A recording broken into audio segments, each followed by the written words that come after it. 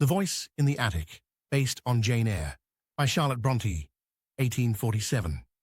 The autumn wind howled across the Yorkshire moors as Jane Eyre made her way through the corridors of Thornfield Hall. Her footsteps echoed against the stone floors, creating a lonely rhythm that seemed to emphasize the vastness of the ancient manor house. As governess to young Adele Varon, Jane had grown accustomed to the house's shadows and silences, but lately something had changed. It began with the laughter. At first, Jane had dismissed it as the wind playing tricks through the old chimneys, or perhaps the maid Grace Poole amusing herself in the servants' quarters above. But the sound was too distinct, too human, and far too unsettling to be explained away so easily. It would come at odd hours, sometimes a low chuckle that seemed to seep through the walls, other times a wild, maniacal cackle that made her blood run cold. "Did you hear that?" Jane had asked Mrs. Fairfax, the housekeeper, one evening, after a particularly disturbing outburst. "Hear what, dear?" the elderly woman replied, though her eyes flickered nervously toward the ceiling. "The laughter. From upstairs." "Oh, that would be Grace Poole," Mrs. Fairfax said quickly, busying herself with unnecessary tidying. "She's eccentric in her ways. Best not to pay it any mind." But Jane found it impossible to ignore. The laughter came most often at night, drifting down through the floors like smoke from some infernal fire. It was the sound of someone who had perhaps once known joy but had been twisted by circumstances too terrible to imagine. The mystery deepened when Jane began to notice other peculiarities. Doors that she was certain had been locked would stand ajar in the morning. The smell of something burning would permeate the halls, though no fire had been lit. Most disturbing of all were the footsteps, heavy, deliberate pacing that came from the third floor, where Mrs. Fairfax claimed only Grace Poole resided. One night, unable to bear her curiosity any longer, Jane crept from her room and climbed the narrow staircase to the third floor.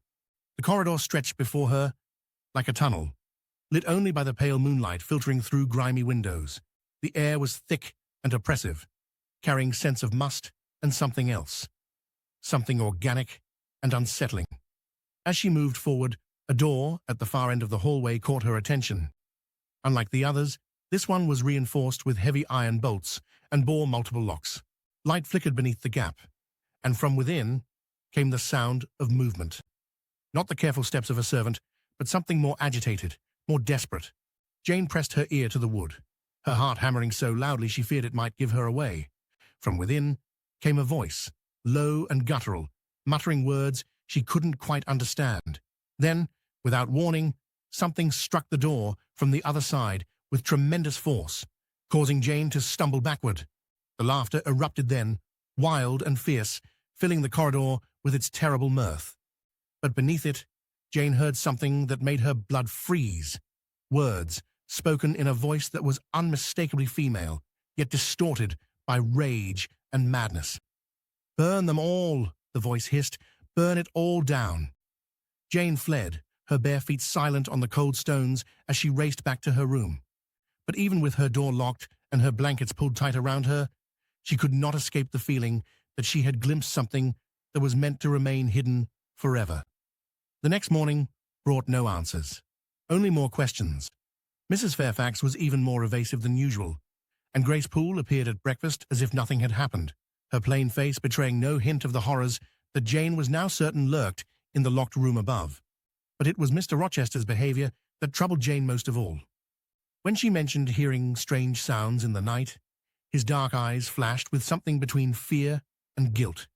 His jaw tightened, and for a moment she saw past his brooding exterior to something darker underneath. "Thornfield has many secrets, Jane," he said quietly, turning away from her searching gaze. "Some are better left undiscovered."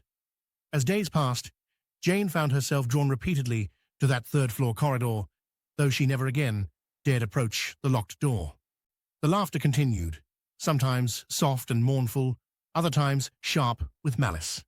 Whatever lived behind that door was growing restless, and Jane could sense that the careful balance that kept it contained was beginning to shift. Something was coming, something that would shatter the fragile peace of Thornfield Hall and force every hidden truth into the merciless light of day.